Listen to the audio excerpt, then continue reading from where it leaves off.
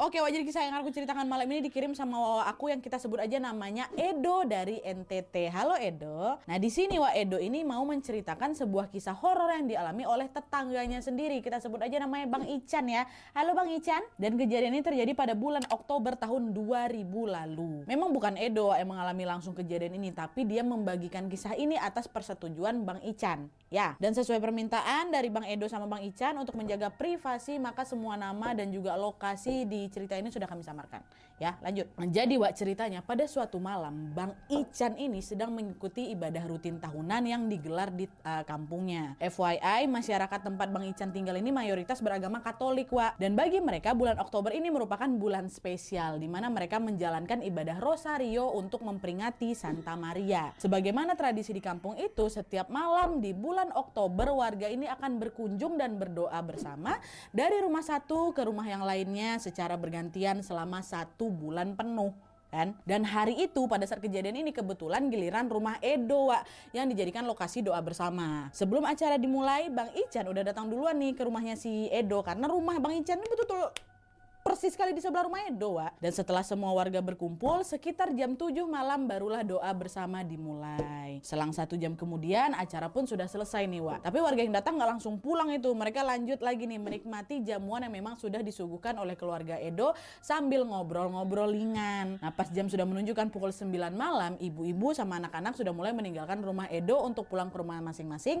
Sedangkan bapak-bapak dan beberapa pemuda di sana termasuk Edo dan Bang Ican masih tetap di rumah Edo. Ya biasalah bapak-bapak ya kan, mereka masih lanjut ngobrol-ngobrol lagi hingga waktu menunjukkan pukul 11 malam. Nah, nggak lama kemudian, Wak, dari kejauhan ada sepeda motor lagi melaju kencang tuh ke arah si bapak-bapak yang lagi kumpul depan rumah Edo nih. Wang wang wang gitu. Mereka refleks langsung nengok ke sana kan. Siapa orang ini kok malam-malam masih ngebut gini, kata mereka. Dan tanpa disangka-sangka motor itu ternyata berhenti tepat di depan rumahnya Bang Ican, sebelah rumahnya si Edo. Bang Ican pun langsung pamit, tamu aku itu mah, kata dia. Udah ditinggalinya lah si Edo nih bentar kan. Dan ternyata tamu itu adalah teman SMA-nya Bang Ican. Kita sebut aja lah nama kawannya ini Reno, Wak, ya. Bang Ican langsung membukakan pintu rumahnya sambil bilang, kau Reno tumben main kesini malam-malam, kenapa? Udah sini-sini masuk, katanya. Dan setelah dipersilakan duduk, Wak, tanpa basa-basi Reno ini langsung bilang, Bang, jadi gini, aku kesini untuk meminta bantuan abang. Bantuan apa, Ren? Bang, tolong nih Bang, abang mau nggak bantu aku nganterin jenazah pulang ke kampung halaman ya Bang? Sebenarnya ini tugas aku sih memang, tapi kebetulan anakku lagi sakit Bang. Jadi aku harus nemenin istri jagain anak. Loh, jenazah siapa? Kata Bang Ican kan. Jenazah anak laki-laki Bang, dari puskesmas tempat aku kerja itu. Dan FYI, Wak, Bang Reno ini memang berprofesi sebagai supir ambulan di sebuah puskesmas kabupaten di sana. Jangan temannya Bang Alex pula ini kan. But anyway, mendengar permintaan Reno, Bang Ican langsung nolak, Wak, di situ.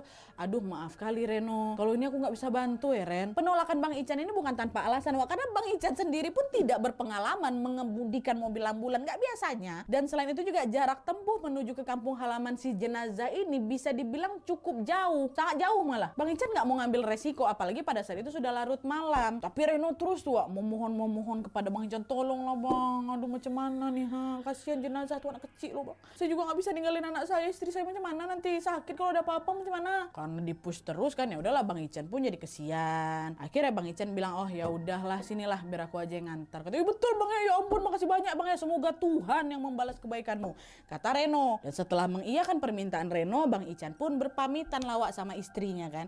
Sebenarnya pada saat itu istrinya Bang Ican ini merasa keberatan ditinggal sama suaminya malam-malam kayak gitu pula. Tapi karena istrinya juga merasa kasihan sama si jenazah ini, akhirnya dia bilang, oh ya udahlah Bang, antarkanlah jenazah anak kecil tuh. Pasti keluarga di kampungnya juga sudah menunggu kedatangannya dia, kata istrinya Bang Ican. Dan sebelum pergi, istri Bang Ican ini memberikan bekal sebuah rosario gitu dan berpesan agar, sayang kamu hati-hati di jalan, sayangnya semoga Tuhan melindungimu, kata si istri. Dah tuh, singkat cerita Bang Ican sama Reno ini pun akhirnya menuju ke puskesmas yang dimaksud, Wak. Setibanya di sana, Bang Ican pun mendapati jenazah seorang anak laki-laki berusia kurang lebih 8 tahun. Dan di samping jenazah itu ada seorang wanita, Wak, yang ternyata itu adalah ibu dari si jenazah. Ibu itu terlihat begitu terpukul dengan kematian anaknya. Dia terus-terusan menangis sambil menciumi jasad anak itu. Nengok itu aja sampai menangis Bang Ican kok, Wak, yang macam mana lah pula ya kan. Bang Ican ini seolah ikut merasakan kepedihan yang memang dialami sama si ibu ini. Tapi di sisi lain, ya Wak ya, entah kenapa Bang Ican ini juga merasa ada sesuatu yang aneh sama mereka. Aneh kayak mana nih Nat? Jadi jenazah anak itu cuma ditemanin sama ibunya aja. Padahal kalau menurut tradisi di daerah itu, kata Edo nih Wak ya, jika ada anggota keluarga yang meninggal, maka pasti keluarga besarnya atau warga sekampungnya lah akan beramai-ramai menjemput si jenazah. Ini kok jenazah nih malah mau dianterin bukan dijemput. Kok tumben nggak biasanya kayak gini, kata Bang Ican dalam hatinya. Tapi meskipun keheranan, Bang Ican pun segera menepis pikiran itu. Dia berusaha positif thinking sambil berkata dalam hati, oh mungkin keluarga yang lain sedang menunggu di kampung untuk mempersiapkan upacara pemakaman mungkin gitu. Nah adalah tuh setelah setelah jasad ini dimandikan, Bang Ican pun bersiap mengantarkan jenazah sang anak untuk pulang ke kampungnya. Awalnya kan Bang Ican mau berangkat sendirian tuh kan Wak, tapi karena lokasinya terlalu jauh ditambah lagi akses jalan yang sulit, akhirnya Bang Ican pun meminta seorang petugas puskesmas yang bernama Bang Rio untuk menemani dia. Oh, temani aku dulu kakak, kita antar jenazah ini. Ya, untung mau si Rio ini. Dah tuh singkat cerita mereka pun berangkat Wak. Berarti di sini ada 4 orang ya yang ada di dalam ambulan. Bang Ican, si Rio, ibu jenazah, sama si jenazahnya. Bang Ican duduk di kursi kemudi, Rio di sebelahnya Bang Ican. Nah si ibu Wak duduk di kursi belakang bersama dengan jenazah anaknya. Dan untuk mencairkan suasana di sepanjang perjalanan nih Wak ya, Bang Ican sama Rio sesekali ngobrol ringan tuh.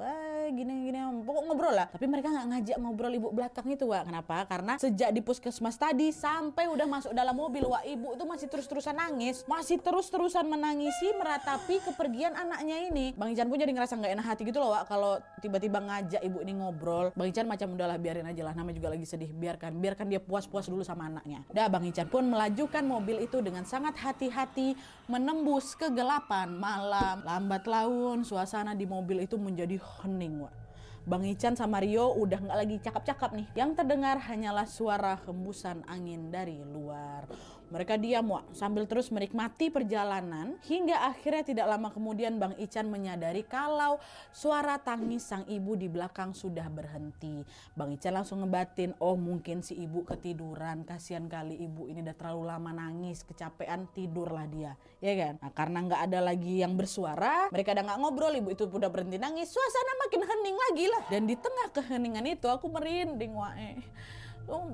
Nah di tengah keheningan itu tiba-tiba mereka dikejutkan dengan suara benda jatuh Wak. Wah gitu keras sekali. Tapi nggak dari atas kayak Bang Alek, nggak. Dari tempat jenazah ditidurkan di belakang tuh. Brak itu. Dengar suara itu Bang Ican sama Rio diam aja berdua nih. Mereka sengaja tidak bertanya ke si ibu belakang tentang apa yang terjadi karena takut membangunkan ibu dari tidurnya. Maksud mereka kayak itu. Nah terus nggak lama kemudian tiba-tiba Bang Ican cium ada bau walang sangit Wak. Nyengat kali bau ya. Bau apa nih? Tadi nggak ada lah bau ini. Dia tengoklah ke si Rio kan Wak, untuk memastikan apakah Rio cium bau itu juga apa enggak. Pas ditengok ternyata pada saat itu Rio hanya memandang lurus ke depan aja Wak, nampaknya santai-santai aja. Ada di situlah Bang Ican pikir, kayaknya aku aja lah yang nyium bau ini nih. Meskipun ingin sekali bertanya sama Rio Wak, Bang Ican memilih untuk mengurungkan niatnya. Karena menurut kepercayaan masyarakat sekitar, apabila mencium bau aneh maka sebaiknya udah keep silent aja, cukup diam aja gitu loh. Mereka percaya bahwa bau aneh itu merupakan pertanda akan ada sesuatu yang buruk terjadi. Dan ternyata Wak, kepercayaan itu betul adanya terjadi sama Bang Ican. Tidak lama setelah dia mencium bau walang sangit tadi Wak, Bang Ican hampir dibuat pingsan Bang Ican hampir dibuat pingsan dengan sebuah sebuah pemandangan yang betul-betul mengerikan. Sejak mencium bau walang sangit Wak, entah kenapa nih ya, perasaan Bang Ican